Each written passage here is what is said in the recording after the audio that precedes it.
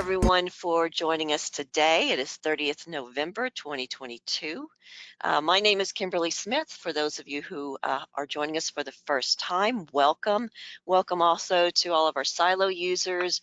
And Angela, Mealy, we want to welcome you back. You were kind enough to join us earlier this month when we discussed enhanced due diligence, which was very well received. So thank you very much for being back today. You're very welcome. Always fun to be here. Yeah, it is always good to have you. So we're going to go ahead and get started. A little bit of housekeeping before we begin. Again, audio check. You should be able to hear us. We want to remind everybody as well that we are not lawyers. This is not legal advice. We are AML compliance professionals, and here just sharing kind of our experiences and views and challenges that we understand that many of you are also experiencing.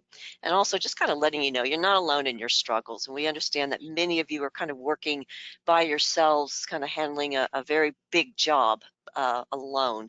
And sometimes you might have somebody to kind of bounce ideas off of. So we're kind of hoping that this webinar series is helping you out.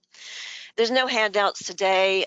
We will be taking some Q&A from the audience. And we definitely encourage that. We always get some very good, challenging questions, usually towards the end. So go ahead and throw them at us, and we'll see what we can do once we finish the presentation. For those needing certificates of participation, these are auto-generated and they are emailed to all live attendees only. And if you have any problems, there's an email at the end. You'll be reaching out to Thomas and he can help you out as well. And the recording will be on our AML Gray Matters page of the website of silocompliance.com, usually in about 3 days. So hopefully by the end of the week, assuming we get all the editing done. So again, welcome to everybody. I'm trying to navigate to my next page. Here we go. We are going to start with the poll.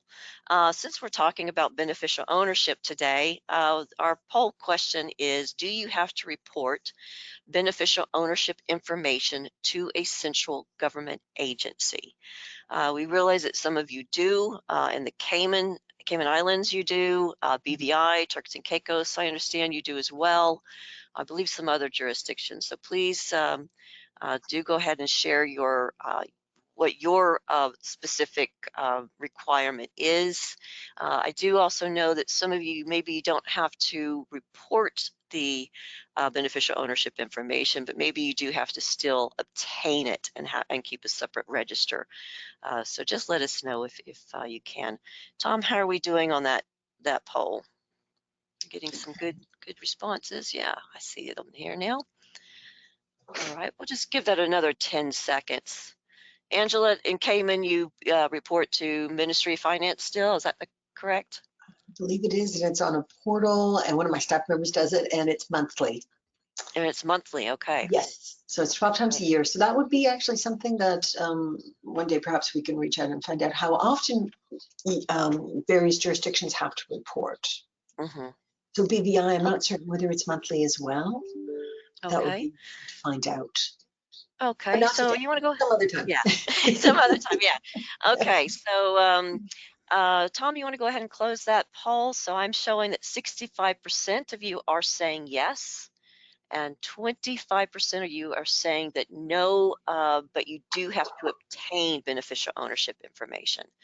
And some of you are unsure, so it could be just that your roles, you're not sure yet. Okay, thank you very much for participating. So I went ahead and listed some of our struggles that I'm hearing about and that I've experienced myself, and Angela, I'm sure you've experienced. And of course, the number one is that UBO information is not publicly available in all jurisdictions. And that might even change for some other jurisdictions because there's some recent rulings that came out this month. So we'll be talking about those. Complex corporate structures. Again, it's not an easy process. Sometimes you only see the bottom layer and then you're having to dig and dig and dig until you finally get to the actual beneficial owner. So it can be a days-long process, and that depends on if your client is providing that information. Mhm. adequately and quickly. Private companies, again, there's just not enough published information on them about who the beneficial owners are. There's different reporting requirements across jurisdictions, and they might not have to file tax returns or financials. And so, again, getting that information from the public domain is very, very difficult. It's also difficult to get any kind of trusted third-party verification when you've got trust involved, which in my experience, that happens when you're dealing with any kind of complex corporate structures. You're then trying to figure out, who you need to do due diligence on. There's also the uncertainty and frequency. So as Angela just stated, you have to, in Cayman, they have to do it once a month. In other jurisdictions, it might not be so frequently. So you might have that time delay of what was filed public, in a government database may not be what's accurate now.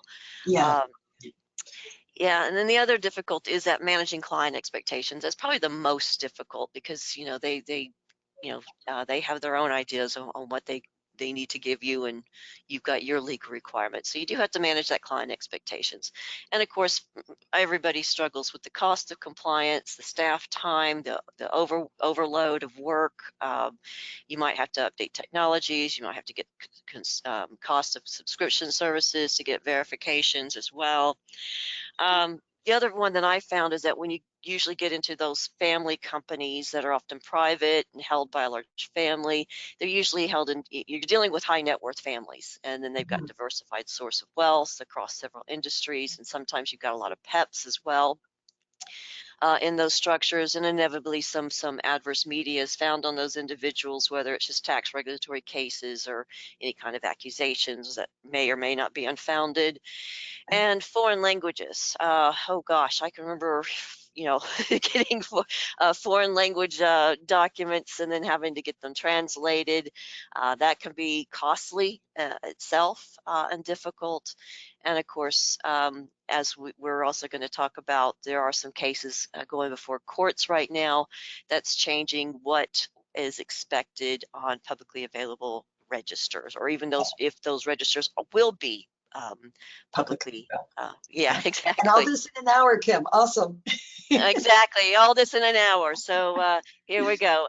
So for those of you who are new to the beneficial ownership definition, it does we use the term UBO, or the acronym UBO, which usually stands for Ultimate Beneficial Owner.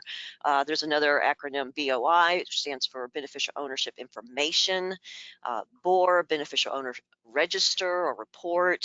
So lots of little acronyms to get used to. But if you see the letters BO, we're talking about beneficial owners right there. So there we go. So that's when so you do have to define, and it's a real live person is the beneficial owner. It's Yeah. not a company. And in the U.S., FinCEN uses the definition of significant control as well. So you kind of have to, it might not even be an owner of the company or in the structure. So you might have somebody who's just got significant control. I think the UK has a similar, significant control requirement as well. Mhm. UBO does vary between jurisdictions, the actual definition. I've seen 10% to 25%. In Cayman, it's 25%, correct? You have to do due diligence on anybody who owns 10%, Right. but the beneficial owner is somebody who's only holds 25%. And of course, Right. you're looking at, voting rights, of the entities as well. And a lot of this beneficial ownership talk started before 2020, when the fifth AML directive out of Europe came into effect.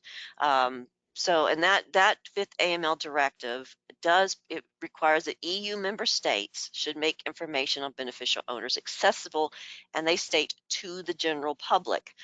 However, that is possibly changing because of a recent ruling that came down from the European Court of Justice. I'll move on to that slide. So that came out 22nd of November, and it invalidated that provision of making it guaranteeing that public access.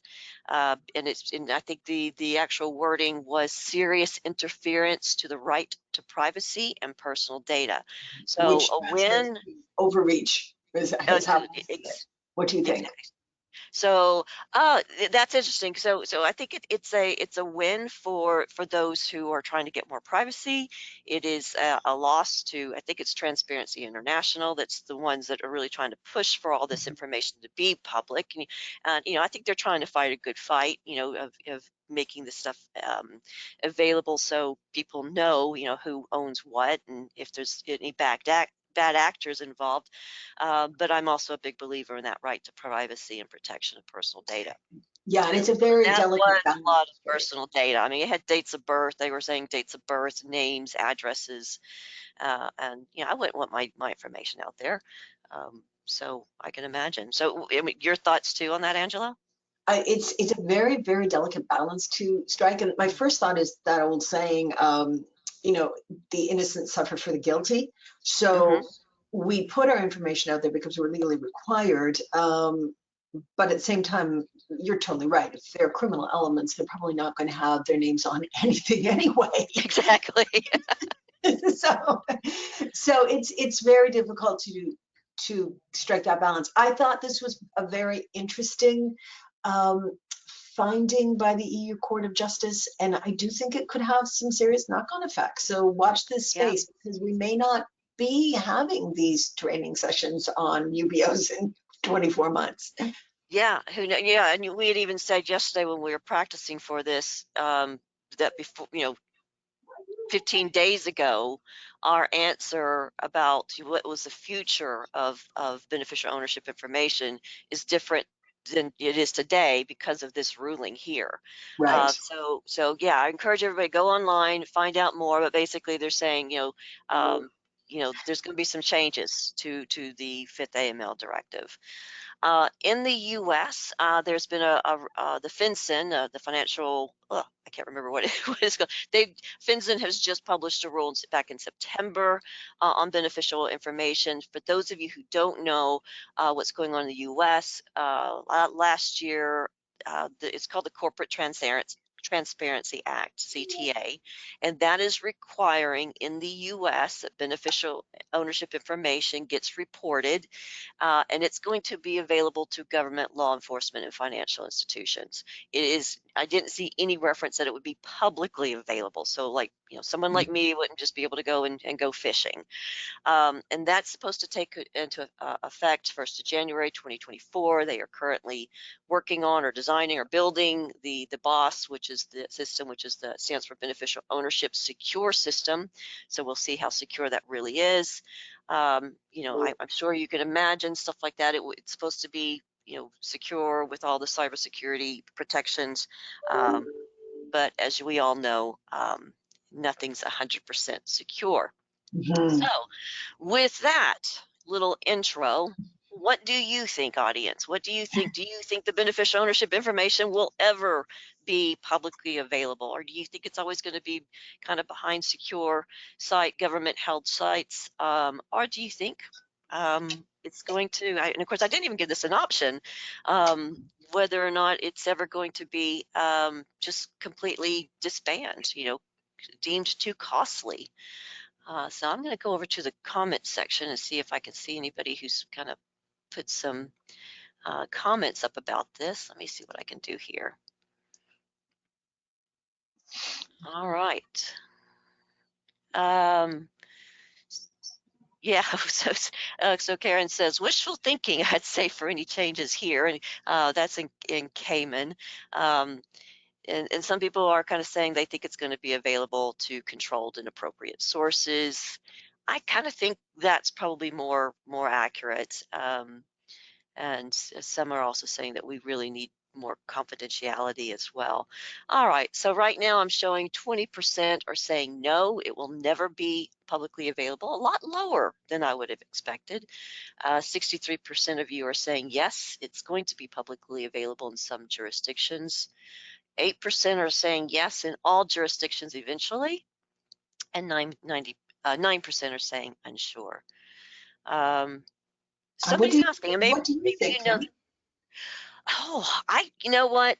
I know. Everything's changing so I fast. I know. would have to go into the unsure side right now. That's where I am. I fall into the unsure. I mean, it would be awesome for a compliance officer if everything was publicly Hmm. available. We'd just be able to go and perform our due diligence without having to chase any of our clients, et cetera, et cetera. Yeah, I don't know if we're ever going to get to that point. Um, I don't think we are. But I I'm don't just think we are either. speculating here. Somebody has asked, isn't it already publicly available in the UK? What's your or I'm not, is that just a beta test? I'm not certain if it is or not. There seems to be a lot of information more easily accessible in the UK than other jurisdictions, but I don't remember ever being able to go to Companies House online and get right up to the top, to the individual of, Hmm. but maybe someone else has had another experience because it's been a while since I've attempted that. Yeah, there is some talk about the UK Companies House, and I know I can look at the UK Companies House and see who's supposed to be the owner. How accurate is that? That's the next question because I don't think there's any ID verification checks going on. Um, Okay, so we're going to all go right. ahead and hide this poll result, and let's just go ahead and let's dive in. So I have put together what I consider a complex corporate structure chart. If I was in Cayman registering a company, the very bottom, let's say that's my client, ABC Limited. And I might know from registers and members of ABC Limited, who owns that, and of course I've got some MNO, XYZ, EFG companies. And I just picked, random, countries. So don't think I'm trying to imply anything here. And of course, if I was then going to kind of keep drilling up the chain, I might hit some trusts.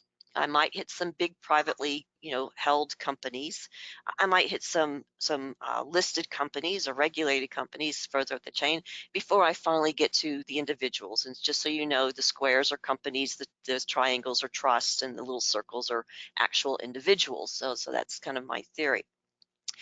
But this kind of corporate structure is not easily, you know, identified. You don't just get a pretty little picture and you can see the corporate structure.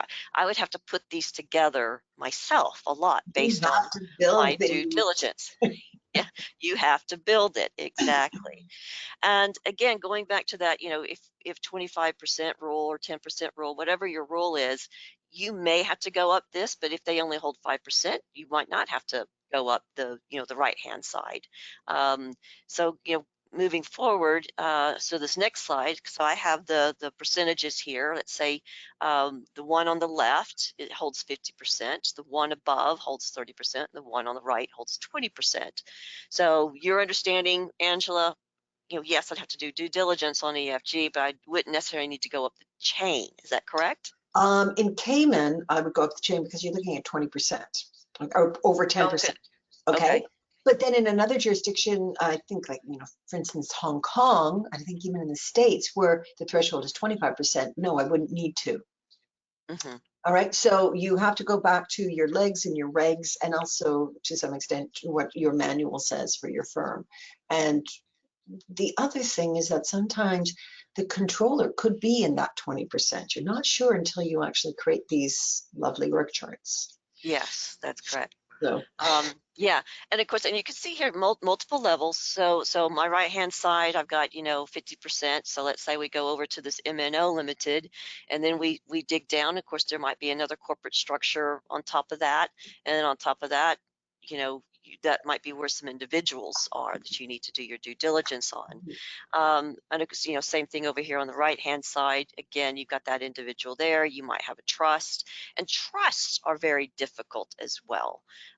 You might have to do due diligence on the settlor, on beneficiaries. Again, get your specific counsel, check your manual, see what you do. But yeah. settlors, beneficiaries, the trustee. Um, Yes, the you might have protector, if it's a either star trust, protector, yeah, your yes, yeah, and then the enforcer if it's a regular trust. That's one of the things you and I discussed yesterday is what type of trust it is and where is it settled, right? exactly. Because that could affect the approach you take to a trust. Um, and when I initially looked at these diagrams that you sent over, Kim, A, I thought they were things of beauty. B, as I got up and I looked at A, B, C, D, and then E, I thought, you know, it's probable in a regular structure that the settler will be person A, B, C, D, or E, or Yeah. you know, the family of settlers or the beneficiaries. So often when you get to the top of these structures, you'll find there's a lot of cross-reference. And the other thing is, just as an aside, usually if it's a fairly organized group, they will provide you with um, their own org chart. However, if you make your own, if you build your own, you actually get a greater understanding of the structure, Hmm. right? And it really Yes. does make a difference. Yes, absolutely. And one thing, and this is a pretty simplified, some things that I also do is I'll put like directors to the side as well. So I really start getting a clear idea, not just who the owners are, but who those directors are. And of course, I'm also looking at, who's the senior management, who's the CEO, the CFO.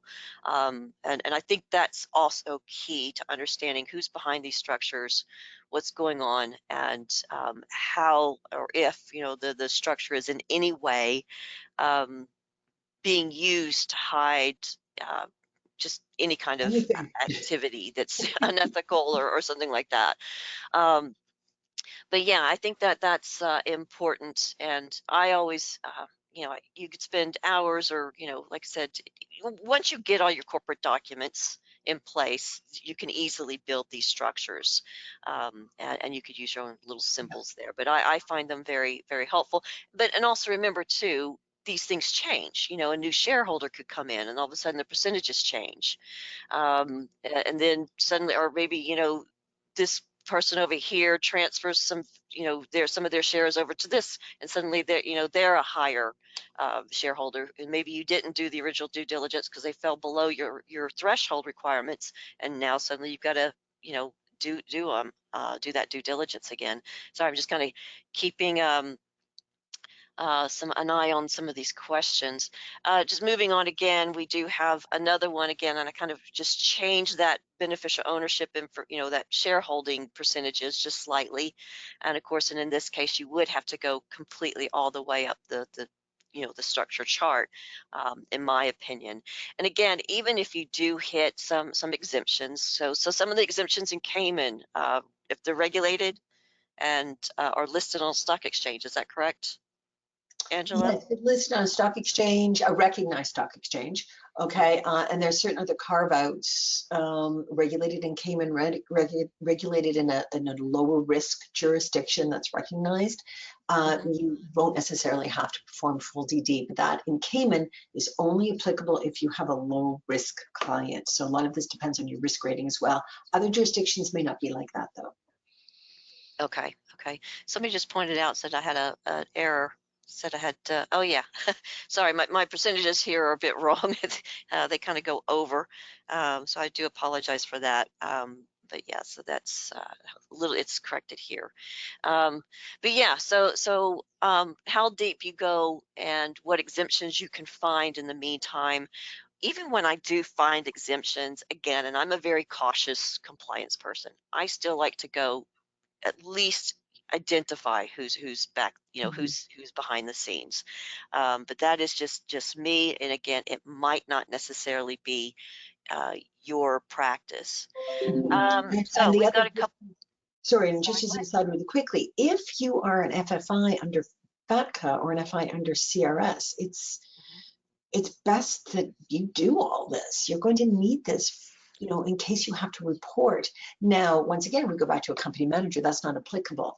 So there's that to take into consideration as well. So the days of not actually knowing who your UBO is um, isn't always necessarily applicable at this point in time.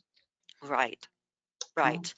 And you brought up the CRS FACA, and that is one of our questions. They're saying, is there a crossover here on the AML and tax data collection for reporting under CRS and FACA? And yes, that I mean that if you have FACA CRS obligations, absolutely, in my opinion, you do have to get this information. How much information you need for the FATCA CRS, and that in itself is a whole webinar that can be, or Yeah. half-day webinar. Is again a big topic there. But yes, if you have any FATCA CRS, you've got to work with your AML department, compliance department to gather all the right information. And that's where it's so important that not only do you know the structures of your clients, but also your own entity where you're working. Okay, are you an FFI? Are you an FI under CRS? Mhm. What services do you provide? What licenses do you hold? This all, in the whole scheme of things, affects how you approach each client. So, as I've mentioned before, who's your client? What services do you provide? What licenses do they hold? What licenses do you hold? What does your contract say? Okay, and Right. then that is like that. Those are the first 5 questions you ask, and then you go from there. Right. Now, somebody's asked too, they said if the trust, so let's look at this example here. Um, the trust holds 50%. And the question is, who is supposed to be considered the UBO? And we actually discussed this yesterday. First of all, you're looking at the trustee, correct? Yeah. Once again, I think it depends on the jurisdiction and the Of the type of trust. trust. But normally, the trustee holds the assets because the idea of settling the trust is I settle my assets into that trust. Okay, and I trust that trustee to take care of it while I, for whatever reason, walk away. Right. Right? I fall away. So yeah. hmm So that's the short answer. You do have to look into the jurisdiction and the type of trust. Are there any particular trust types where it's not the trustee? Um, Not off the top of my head that I can think of, but I do know that trusts. Oh, yes, I did see something once, many, many years ago. Something, and I don't know if it still exists, but it was called an alter ego trust, and it was a Canadian trust.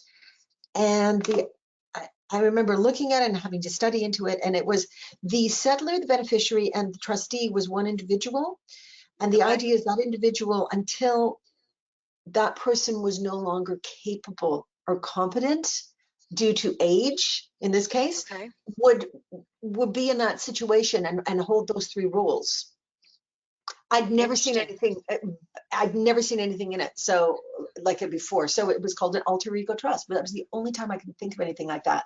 The other thing to take a look at if you are interested in trusts, because they are really interesting, foundations are sort of like a company and a trust got together and had a baby and you've got a foundation. So it seems to have characteristics of both. And that gives the person setting up the foundation generally more control than the settler of a trust. Okay. Yeah. So those are the Do 2. foundations have like a trustee? They don't, do they? It depends. We have foundations here in Cayman. The other 2 jurisdictions that come to mind are Panama and Liechtenstein, and I think you have to look at both. That they have like I think they have a trustee type person in some instances, but I don't know if the term trustee is used. I think there's a different term.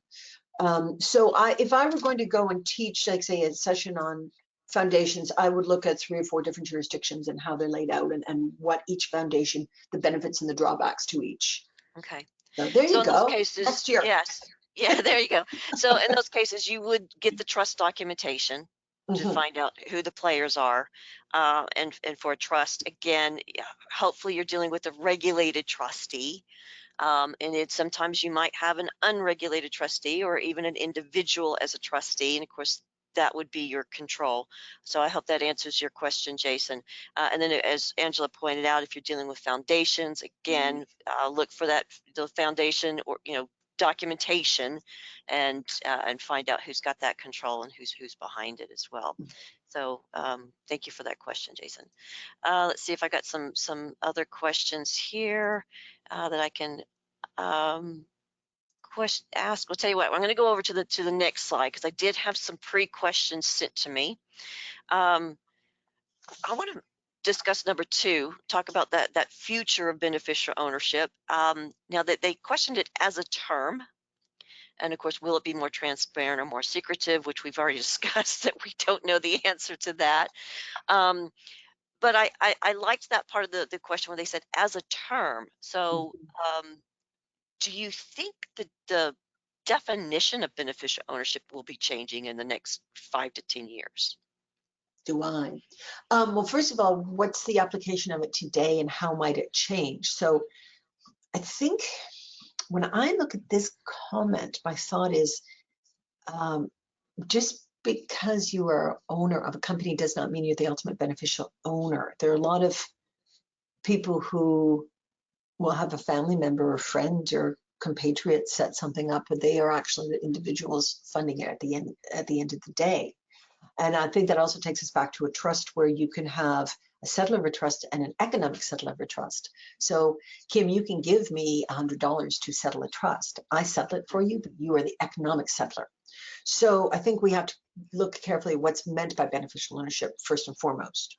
Okay. Right. So there's also the fact that we all know, just read the papers, we all know that there are people out there who are criminals who control structures and companies, but their names are nowhere to be seen on any of the corporate documentation.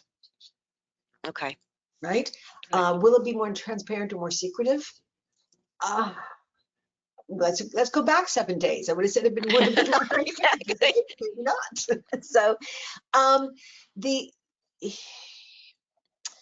I think that what's going on in Europe at the moment is going to change things. We Yeah. all know that there are powers that be in Russia that own large yachts and tankers, and their names are nowhere on any of the ownership structure. Okay. Right. And I did teach a group recently when someone said that apparently there's someone in Switzerland who owns 10 super yachts, but owns like a restaurant or a tattoo parlor or something, and doesn't have the Yes. means to own this or not. But then this individual's um, this individual's name is all over the documentation, and meanwhile it's really some powerful individual over in Russia who's behind this.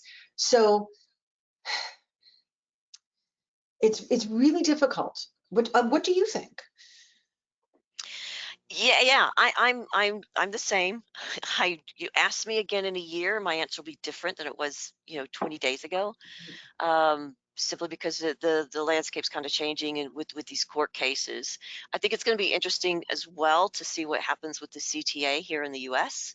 I think it is going to level the playing field a little bit, because right now you can go and incorporate a company and you know do as you please pretty much. um, and yet the US hasn't ended up on any gray list. That tells you something. And so yeah, but so I think it will help that we have the CTA in the future.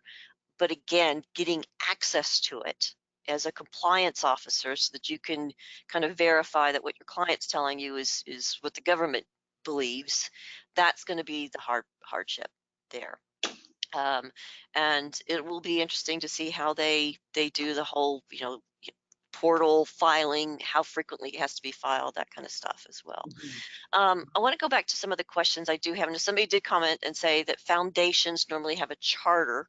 So again, Yes. when we were talking about this, yeah, I couldn't remember the words. The operation, trust documents, for, trust documentation to set up a trust. For a foundation, you would ask for the charter. So thank you for that, Karen. Um, somebody has they said if you're doing KYC on beneficiaries, now would you do KYC or due diligence, or again, any kind of due diligence on beneficiaries of a trust? Now, it depends what your regulations and guidance require. Hmm. Okay. But logically, the beneficiaries normally do not have any power Control over of the the trust or assets. control.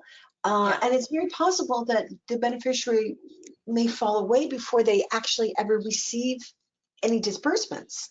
So, normal practice that I've seen in the past has been to um, to perform CDD on a beneficiary only when they're having some sort of payout.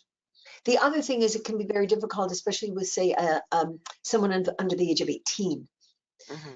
And there are trusts that are written in such a manner whereby the beneficiaries really are not meant to know that they're a beneficiary until a certain age. So these are all the things that need to be taken into consideration.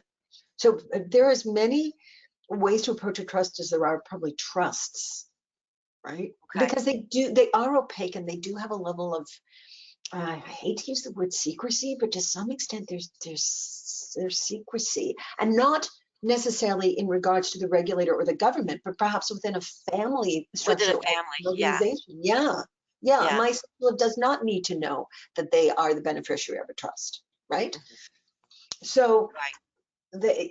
it depends.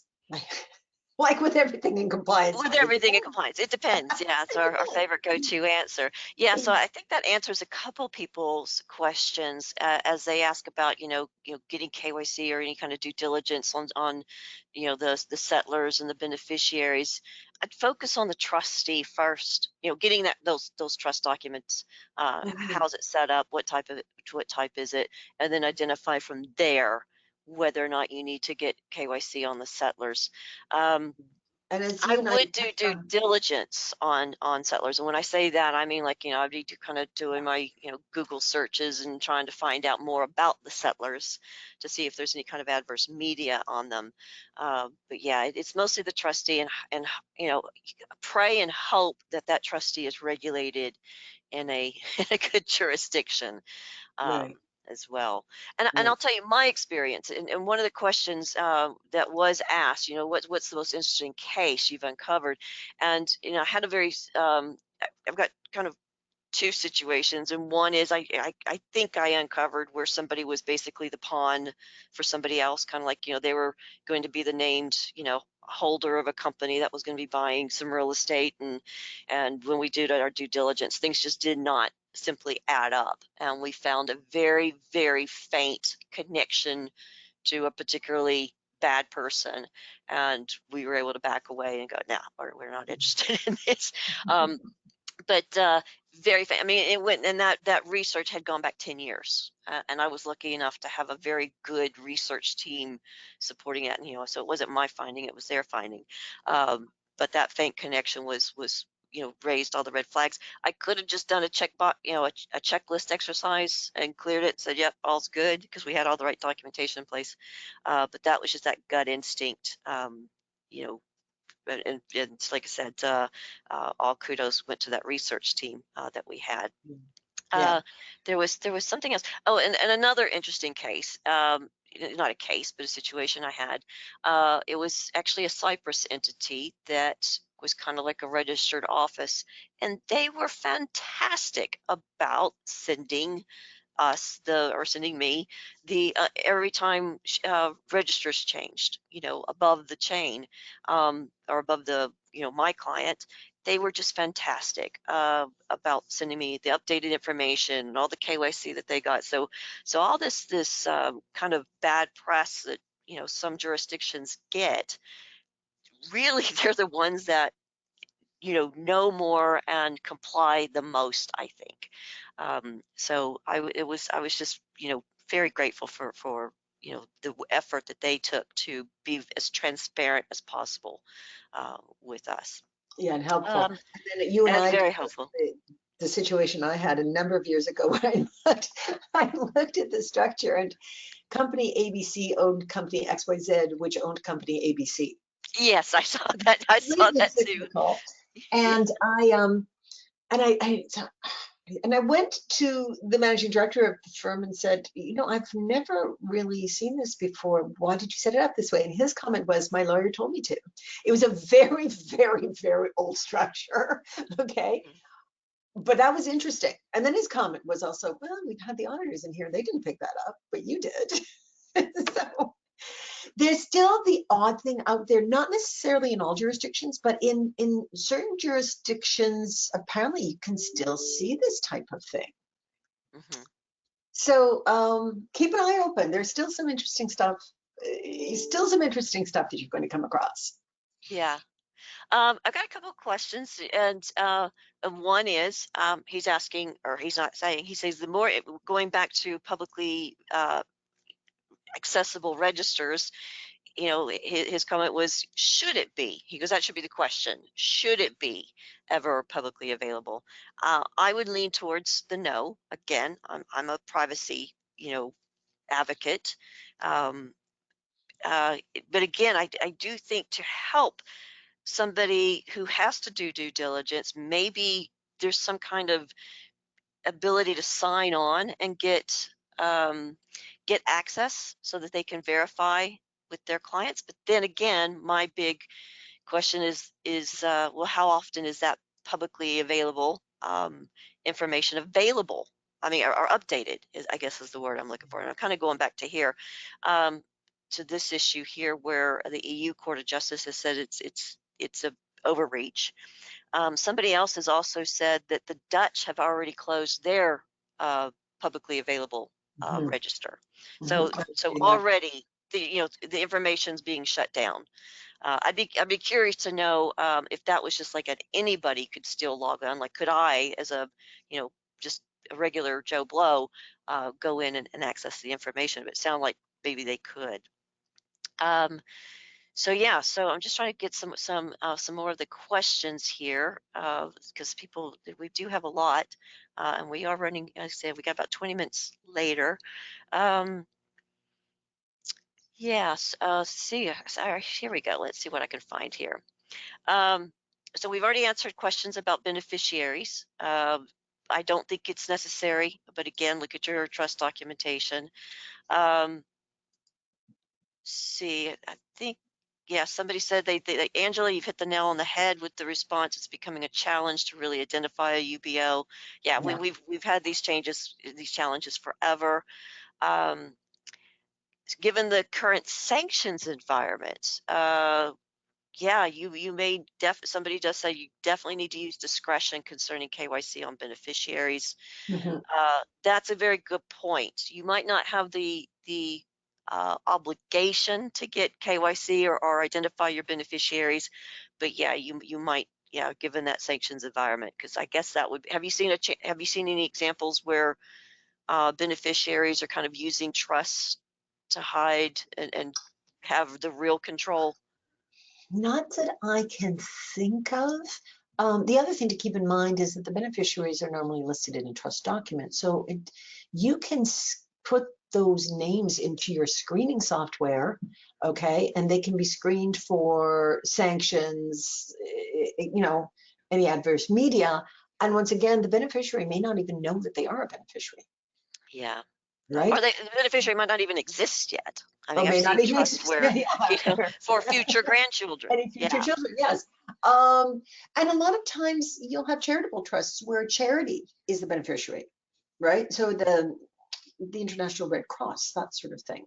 So there are a lot of moving parts with a trust, and that's why you have trust officers and trust companies, right, to take care of these things, and they have extensive experience in these things. So to me, when I look at it from a money laundering point of view, I think your greatest risk, just in general, is your settler, because that's where the money's coming from, What right? about, do you have to However, do, sorry. yeah, I However, was gonna say, sorry, I go ahead. settle the trust for you, Kim, but you're the criminal and you're the beneficiary, so you may be the biggest risk. Yeah. So, And what about this? I mean, again, we're kind of talking about beneficial ownership and just defining that and reporting that if you do have reporting requirements. Um, but what about the kind of like the source of the assets of that trust or that foundation? Are you gonna, or are you seeing a push to kind of do that source of funds? I think that that's been going on for quite some time. Okay. The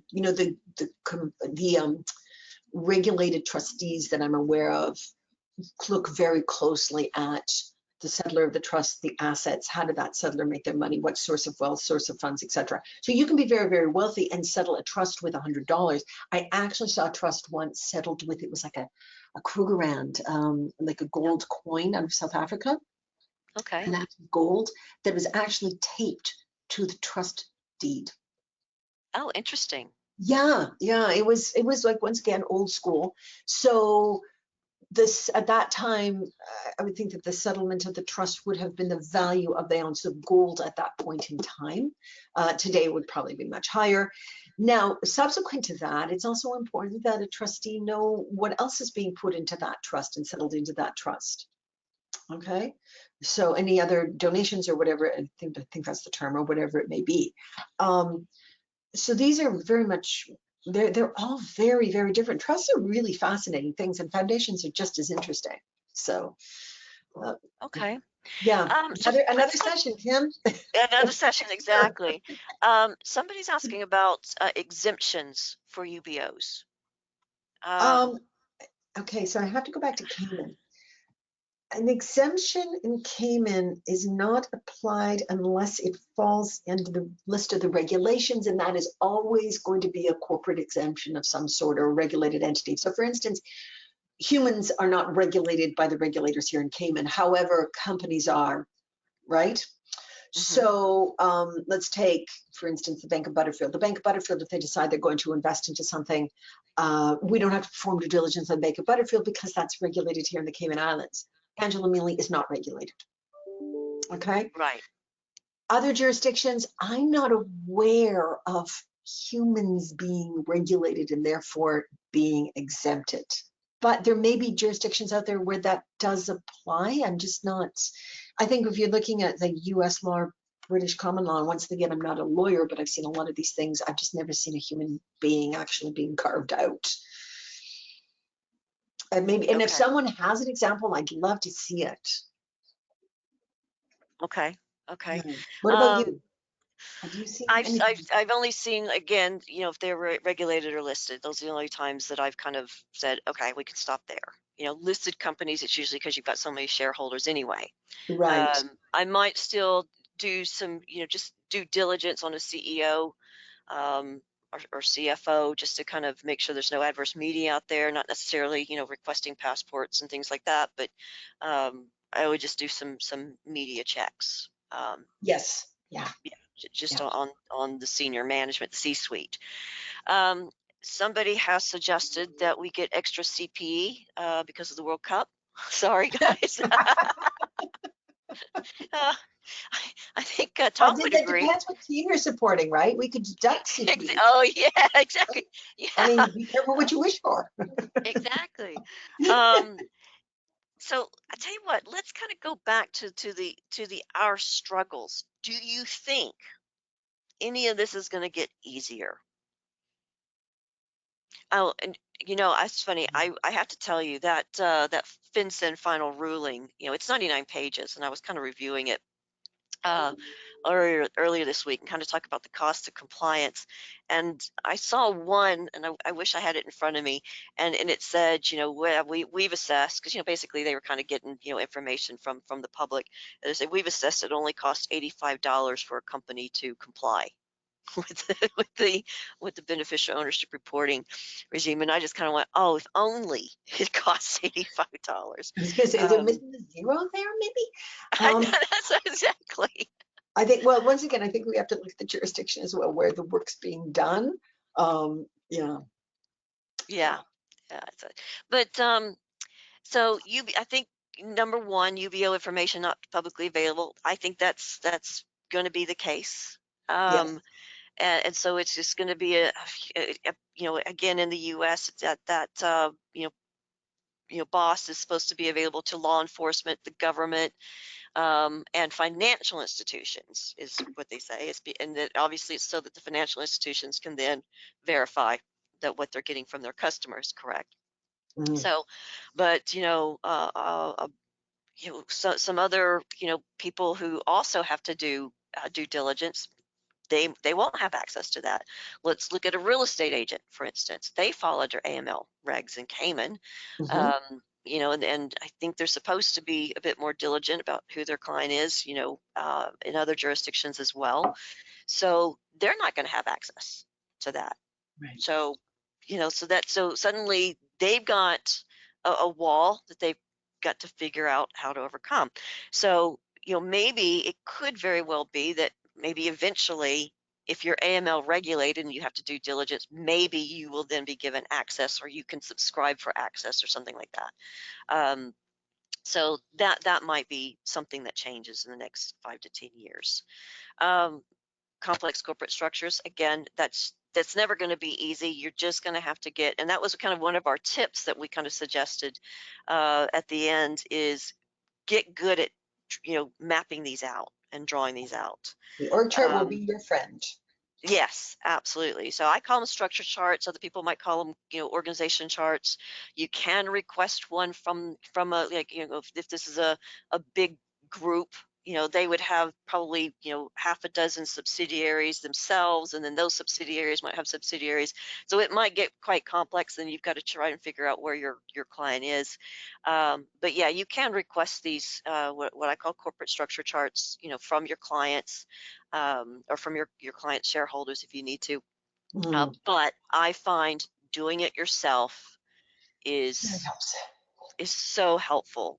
Yeah. And it's also very good because it's not just saying, okay, I've done this, I understand the structure, but it's a way to easily explain to anybody else within your organization that's dealing with that client, so that they can see it very easily. It's also very helpful, so it's documenting your analysis. It's documenting, what you did, and 5 years from now, when this particular client, is audited, for AML or any kind of regulatory purposes. It's also very good because it's going to change. So when you do your periodic reviews, you can say, all right, this is what it was in November 2022. When you do your periodic review in November 2023 or 24, you can see how it's changed as well. Kind of, so keep these structure charts that you do. Yeah. Yeah. And the other thing, just as an aside, and as you were mentioning, you've got the structure chart and then you might have offshoots. Okay. And this is only a portion of a very large structure. If you have such a large structure, you probably are looking at a legacy client or an old standing client or a mature company and group. All right. Right. Who are probably quite accustomed to being asked for their CDD. Yes. A lot of it's Especially also these days. cultural. Okay. There are certain nationalities that are far less likely to give you pushback, and certain groups that are happy to give you pushback. And we've never been asked for this before, and you're going, yeah, all right, whatever. Right? Yeah, of course you've been Yeah. asked for this before, because you wouldn't have been, you wouldn't have this structure if you hadn't been asked for this information before. So you have to keep that in mind. All right, this documentation you're looking for has probably been floating around for a while. Someone has it and they've been asked for it before. So I guess your takeaway: don't be bullied. Yeah. And this is where you do need the support of your senior management, that you don't provide those services to them until you get it. Or if you're doing a review, again, you kind of have to let your client-facing, people who's providing the services, let them know, every time you have an interaction with them, let them know. Because these larger groups, you're sometimes dealing with 10 or 10 plus people from that group, somebody from billing, somebody from compliance, somebody that's doing a transaction. Okay, is okay, going back to our questions, somebody asked for unregulated companies, such as, I'm trying to make sure I'm not, for unregulated companies such as Aviation and Marine Authority, what is your thoughts from an AML? Aviation and Marine Authority. Easy sectors to hide information through. I'm not familiar with the Aviation and Marine Authority. Are you? I haven't done a Is lot this of like work. It it would be sounds like like an the shipping airlines and industry shipping? here. Yeah, Okay. yeah. No, of course, once again, you're looking at, large transactions. Now, I have to admit, I am not as familiar as I should be. I do have a friend who is in that space, and she's very, very comfortable with it. Um, Session for next year, Kim. But okay, let's go back to the basics. Large private Cessnas owned, often in a holdco. So you would want the DD on the holdco. You'd want, all the noise around that. Is this registered or regulated? Well, registered somewhere. So you'd want to know where it's registered if anything is available in the public domain, are you comfortable with that jurisdiction where this plane may be registered? All right, so find a lot of this can actually be found in the public domain initially, and if you can't get the details, the minutia, you at least can get the idea that yes, Cayman has a shipping registry, or it has an aviation registration board, or whatever it may be. Uh, so at least you get the stuff in the public domain first, and then you can hopefully go back and speak to your client with a little bit of information behind you, which I know can be a dangerous thing, right? So, and the other thing to keep in mind is none of us work in a bubble. We all share information. Call your friends, and they hopefully will be able to help you somewhere. And someone out there has probably come across something similar in the past, and reach out. Okay. So Okay. that's the best I can think of off the top of my head, which reminds me, maybe this weekend I'll go and pick my friend's brain in this space, because she's quite versed in this space. Okay. Okay. Okay. Some people have commented on the UK Company's House. And yes, you can get information, but again, it's not verified. So just bear that in mind if I didn't make myself clear on UK Companies Yeah. House information. Same thing, here in the States, it's each state has what's called a Secretary of State website.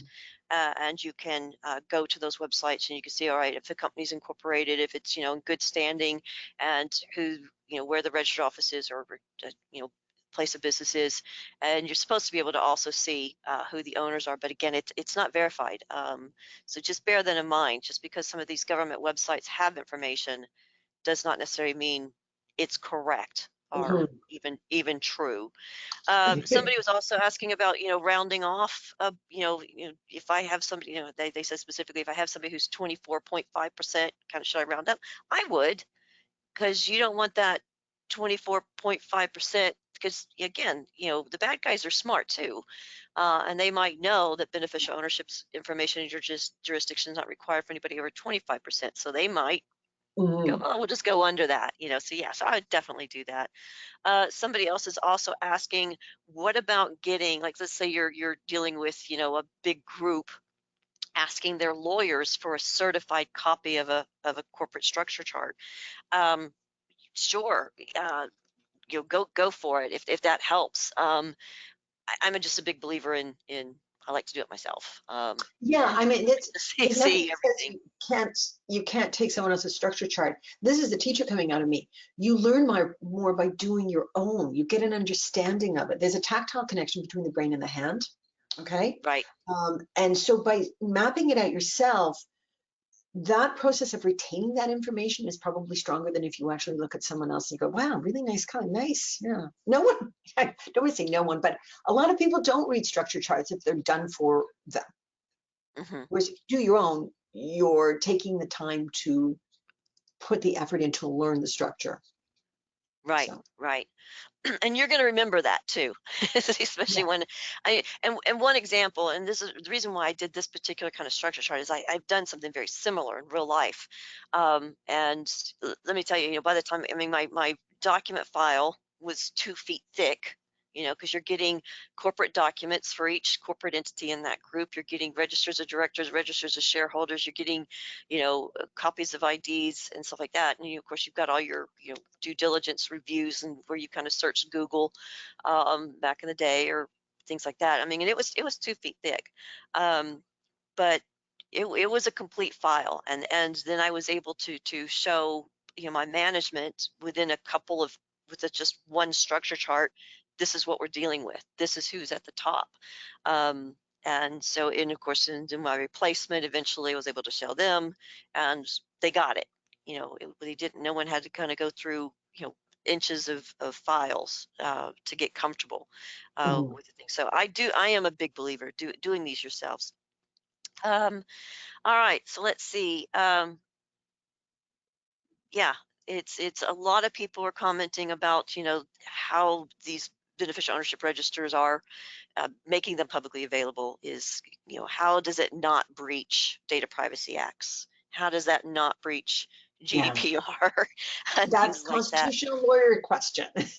Yes, exactly. Yeah. So again, yeah, I mean, I can completely agree. It's a huge balance, trying to protect data, and of course, I'm a big believer too. eventually these registers, even if they're not publicly available, someone's going to hack them, and then you're going to have a huge data breach. So I'm hoping these governments, you know, well, I'm sure they're aware of it, but let's, what would happen if in the U.S. the CT, the Corporate Transparency Act, when that Boer register becomes, gets up and running, even though it's not publicly available, what happens if it gets hacked?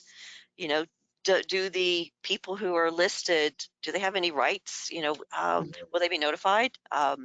Who knows? And So Kim, is that a federal or is that per state? So for instance, that's federal. Yeah, it's that's all the federal. states. So you're looking at millions of companies and Millions. millions of Yes. pieces hundreds of millions of pieces of information that are at risk. That is Yeah. one of the problems with centralizing things, Yes. right? Yeah. It's There's only one place you got to attack. yes, to exactly. As Yeah. opposed to going out researching, finding out which state is the best to attack. hmm Yeah, yeah. So somebody's asking this very good question. Why would you take the time to do something like this, only determine that you're not willing to onboard it? And I think that's the reason. You build out this structure, and suddenly you realize you got some bad characters or some people that's going to bring you down reputationally.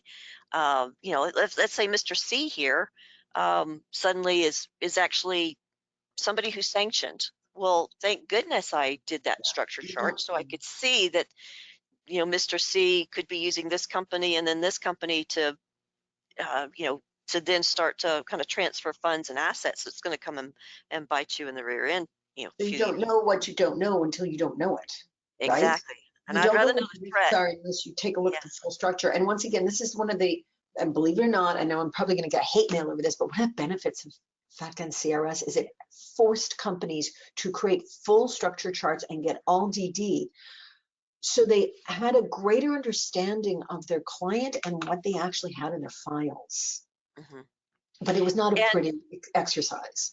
yeah, and he did say he just wrote. He says that I've misread his kind of question, and it probably could be that maybe you get a structure chart and then you just test it. So maybe I'm kind of Mhm. See? um, reading it that way. Sorry, on my screen the questions come in so fast that sometimes I can't finish the question before another one pops up. But once So again, if you're a true criminal and you know you're earmarked out there, your name is not going to appear on any of these things, yeah, right? It's just not going to be in this structure. No one's going to really know who's funding it. That's one of the great risks we have at the moment. And not right. just Cayman, but all jurisdictions. Right. Okay, so we are at the top of the hour. Uh, Sorry, I didn't even get to finish this slide. I just realized. So these are kind of our tips or takeaways. As far as get comfortable with these organization charts or these structure charts. Make those file notes so that you can explain what you found. Summarize it very easily for not just yourself, but for somebody 5 years from now, or an auditor, or your senior management, or if something happens to you and you leave. Um, at least have reference manuals. Oh, make sure you're updating your manuals, your compliance manuals Mhm. to document procedures and stuff like that for complex charts and beneficial ownership. What's required, who you're going to look at. Address that. If it's a trust, this is what you're going to look at. If it's a foundation, this is what you're going to look for. And make sure you get generally comfortable that you know who that beneficial owner is. And of course, if you do have those periodic filings with your government, make sure that you do so. So one last poll. Has today's broadcast helped you? Again, I know it's a huge topic. We could go on for hours. We've only got, an hour to do so. But, please let us know. And just so you know as well, so so this is our last broadcast for 2022. Thank you again to Angela and all of our guests for this past year who have joined us. And thank you as well to all of the listeners and those who post questions and engage and send me emails, explaining things, in your jurisdictions. I really do appreciate that. It helps me learn, and it helps me also kind of, address these issues. Uh, these are only an hour, so it's we never get to dig down as much as we can. I'm hoping next year we will kind of do some kind of bigger, longer broadcasts so that we can dig down. And Angela, you will definitely be invited back to help me do those. Thank you. It's Be always good, fun. good, And the good. questions were great. So The like I said, questions and the points yeah. and the little bits of information that come through these questions are very, very good. I always appreciate everybody's and comments and points of information that you have. And of course, obviously, we can't answer every question that does come in. So yes, so we got some polling results here. I'm seeing 45% of you are saying yes, you are feeling more comfortable with your current processes. 50% of you are saying yes, you've got some actual takeaways, because that's what makes me happy, is when I feel like people are learning and can progress. 40%, 4% are saying no, you do need more specific advice and counsel, and that in itself is great, because it means, again, you've learned something that now you do need to get more specific advice, maybe some legal counsel or specific consulting in your particular jurisdiction. So I'm glad that you've learned that as well. So we will continue. Angela, you've got some great services that you provide. You've got some training, online training. Is that right? Online training for Cayman specific, for standard Cayman and specific. for operators, directors. And we're also Okay. about to roll out BVI training. Okay. Specific And BVI. that Yes. BVI training is imminent, correct? Yeah, it's been a long process, but we're getting there. So, Yeah. so you can just get straight onto riskpass.com and go to the online training, and then you can choose your training from there. We also have our Cayman specific training in both Brazilian, Portuguese, and Spanish, just in Oh, case you really want a challenge and yeah. you don't speak either of those languages, give it a try. All right, fantastic. So please do, you can find Angela at riskpass.com Mhm. to learn more about her services. And yeah, and you do like drafting of compliance manuals, you do business continuity, Yeah. FATCA CRS. I've actually had a few people reach out on FATCA For CRS. our sins, yes, we do. Yeah, Yes, we exactly. remediate books. Yeah, we have a fairly large staff, and we've been in this space for, oh gosh, at least 15 years now, Yeah, at least, probably absolutely. longer. Well, So, thank you again, Angela. I really appreciate no you joining problem, Kim. It's always a and pleasure. we You will know speak again in the new year as that. well. And so again, I want to thank everybody again for sharing your certificates and the links to future webinars in LinkedIn. That's how we're growing. We are growing very well. I really enjoy doing these sessions. Yeah. Um, Again, connect with me, connect with Tom Gardner. He's behind the scenes, being very quiet today, so he might be watching a football game. Um, Enjoy the World Cup, everybody. I hope And you're the holiday season, doing well. okay? All right. And the holiday season, yes, get ready for the holiday season and your winter breaks. Oh, geez. Yeah, we will be sending out the broadcast. We send it out, again, it takes us a couple of days to do some editing. And for those anybody interested in Silo, it's an AML compliance due diligence management system. Please email Tom, and he will schedule a time with you as well. All right, everyone, have a wonderful December. Enjoy the World Cup, and we will speak again. I'll be announcing new topics and guests for 2023, and I hope you'll all join us again in 2023. Thank you very much. Bye. Okay, bye. Bye. Anti-money laundering compliance and customer and vendor onboarding involves multiple processes that must be done correctly and by the right people in the most efficient way. The tasks include gathering customer and vendor ID and verification documents, screening against sanctions and politically exposed persons lists, analyzing any reputational risk, periodic monitoring to assess any changes and updating due diligence, and staff training on money laundering, terrorist financing, bribery and corruption awareness and risks, as well as keeping them up to date on your policies and procedures and new regulatory requirements. In addition to the onboarding processes being strictly followed and documented, management must have access to critical compliance metrics and information to steer the company through regulatory waters and mitigate customer and other risks. With Silo Compliance System, these obligations become much more efficient. With Silo, your staff can enter the customer's information and upload due diligence documents and any other documents that you require. Key information entered about your customer automatically calculates a risk score a calculation using a risk-based approach determined by you at initial implementation of Silo. In addition, if you have screening enabled, when the customer's name is first entered into Silo, the name is checked against sanctions, politically exposed persons lists, and adverse media. You'll see results of screening immediately and can review any potential hits right away. And with screening enabled, your customers and vendors are continuously monitored for any sanctions advisories, helping you get ahead of any potential reputational risks. No company is too small to benefit from using Silo. Even if your onboarding processes seem under control today, if one key staff member becomes unavailable or there is any increase in your customer portfolio, compliance with strict onboarding and review processes can quickly overwhelm a small company and put you at risk. Plus, implementing Silo can reduce the need to hire additional staff to manage compliance obligations and reduce your risk of non-compliance regulatory penalties and continued inspections. No one goes through an inspection or audit with great ease, but several users have reported that their inspections went more smoothly and with Silo they had improved outcomes. Reach out to us today to schedule a demo of Silo.